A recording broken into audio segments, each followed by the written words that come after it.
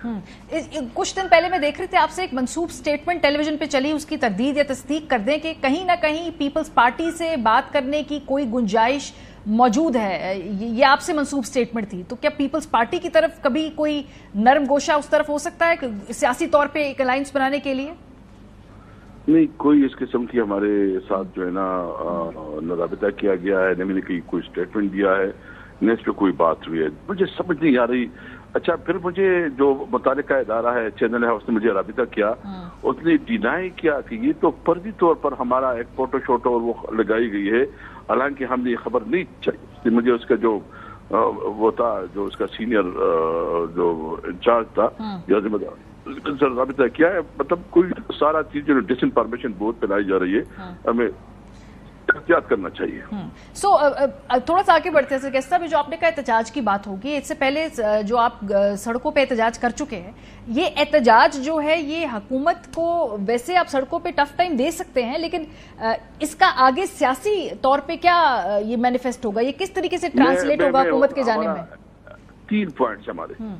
Number 1 ये है कि इस वक्त पूरी मुल्क में अमन अमान की सूरत हाल बहुत बुरी तरह खराब हो गई है, इनसे कंट्रोल नहीं हो रहा, और ये फिर ऐसे इकदाम कर रहे हैं कि जिससे ये सूबों के दरमियान और कम्युनिटी के दरमियान जो है जंग को हवा दे रहे हैं। नंबर टू जो हमारे लीडर इमरान खान, बुशरा बीबी और जो हमारे कैदी हैं, जो हमारे ख्वातीन जो जेलों में हैं, और इस वक्त जो हमारे सोशल मीडिया की जो वर्कर को ये गैर कानूनी तौर पर उठा रहे हैं, और उसको जो है ना जिस तरह उसके खिलाफ जोर जबरदस्ती हो रही है, और इलीगली अनलॉफुल उसको जो है अरेस्ट में रखा जा रहा है। और तीसरा जो महंगाई है, यानी जो बिजली की कीमतें बढ़ाई गई हैं, जो पेट्रोल की कीमतें बढ़ाई गई हैं, जो टैक्स लगाए गए, इसके खिलाफ जो है ना हम पूरी कोशिश करेंगे, और इसमें हमारा मुतालिबा होगा कि हुकूमत इस्तीफा दे, हुकूमत रिजाइन करे। ठीक है सर, ये तो आपका सियासी मुतालबा है ना, इसके लिए आप जलसे करेंगे, आप स्ट्रीट मूवमेंट चलाएंगे, लेकिन इससे हुकूमत इस्तीफा तो नहीं देगी। मैं तो आपकी सियासी इसके अलावा एक मत अमली पूछी, और ये जो जुडिशल मेल्ट डाउन, ये कॉन्स्टिट्यूशनल मेल्ट डाउन की बात कर रहे हैं ख्वाजा आसिफ साहब, ये आपको भी नजर आ रहा है कोई कॉन्स्टिट्यूशनल मेल्ट डाउन होने वाला अगले चंद हफ्तों में? एक वो तो मुझे समझ नहीं आ रही है कि किस किस्म की बातें कर रहे हैं। ये मुल्क में खुद अनस्टेबिलिटी और पॉलिटिकली जो है ना अनस्टेबल करवा रहे हैं इस किस्म की। नहीं, इन्होंने जो बात की है कि अब पीटीआई के ऊपर जो है ना बैन लगाएंगे, भाई तुम्हारा बाप ही नहीं लगा सकता क्या?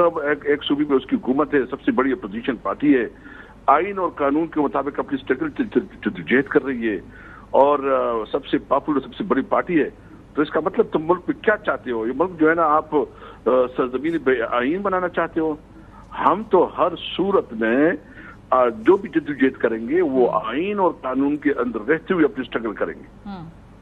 आपका जो मौलाना फजल रहमान साहब के साथ गुफ्तगू है, अभी तक वो फॉर्मली आपके इत्तेहाद का हिस्सा बने नहीं है, इसके कितने इम्कानात हैं, और अगर इम्कान है तो क्या बीच में नकात हैं जिनके ऊपर बात जो है वो थोड़ी सी फंसी हुई है?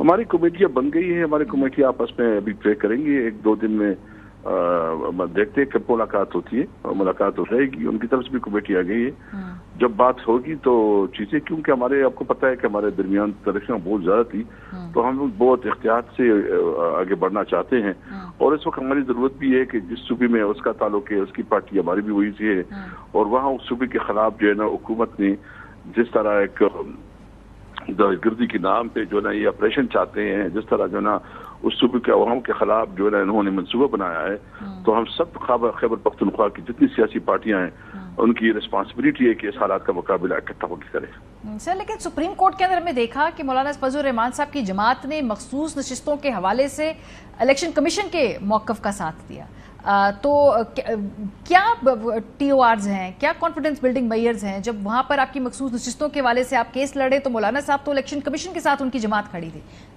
तो उसने अभी जो स्टेटमेंट दिया है उसको भी आप नोट कर रहे हैं कि उसने खुशाइन करार दे दिया है जो सुप्रीम कोर्ट के फैसले को। तो ये बहुत बड़ी बात है कि उसने अपनी मौक़िफ़ के मुताबिक जो है ना उसको खुशाइन करार दिया है। दूसरा, उसने जो हमारे खान साहब है उसके के बारे में भी बताया कि जो कैदी है उसके खिलाफ जो है ना गैर कानूनी मुकदमात और जो बने हैं ये नाजायज है।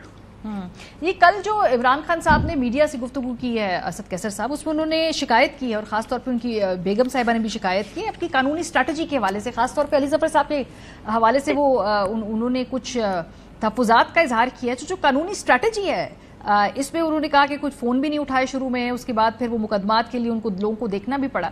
تو اتنا کوئی خوش قانونی اسٹریٹجی سے نظر نہیں آئی کل کی گفتگو کے کانٹیکس میں ہمیں خان صاحب؟ دیکھیے میں چونکہ اس سے مجھے علم نہیں ہے اور مجھے اس کے بارے میں ڈیٹیل کوئی پتہ نہیں ہے اور میں دیگر چیزوں کو دیکھتا بھی نہیں ہوں، تو میں سمجھتا ہوں میں اس پہ کم، کیونکہ مجھے کوئی اس کے بارے میں کوئی انفارمیشن نہیں ہے. ٹھیک ہے، بہت شکریہ. آصف کیسر صاحب ہمارے ساتھ موجود تھے، پاکستان تحریک کے سینئر لیڈر. وہ کہہ رہے تھے کہ مولانا فضل الرحمان صاحب کی جو گفتگو ہے اس کو تروڑ مروڑ کے پیش کیا گیا، حالانکہ ہم نے 2 مرتبہ وہ گفتگو دوبارہ پلے کر کے دے دی. مولانا واز ویری کیٹیگوریکلی انہوں نے بات کی کہ تحریک انصاف نے ان کو کہا کہ جو قومی اسمبلی تحلیل کرنے کی خیبر پختونخوا کی بات کی گئی ہے، لیکن بہرحال آصف کیسر صاحب سمجھتے ہیں کہ نہیں، ایسی کوئی بات نہیں ہوئی اور اس کو تروڑ مروڑ کے چینل نے پیش کیا.